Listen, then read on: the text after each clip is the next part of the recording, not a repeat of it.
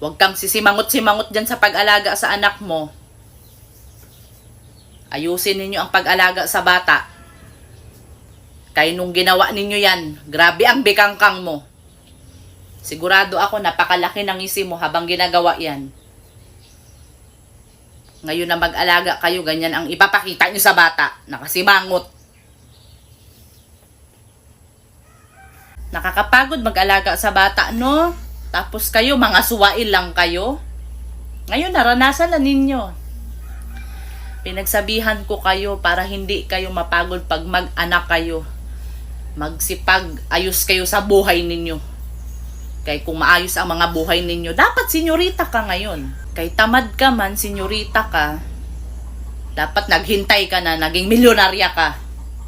Para marami ka dyang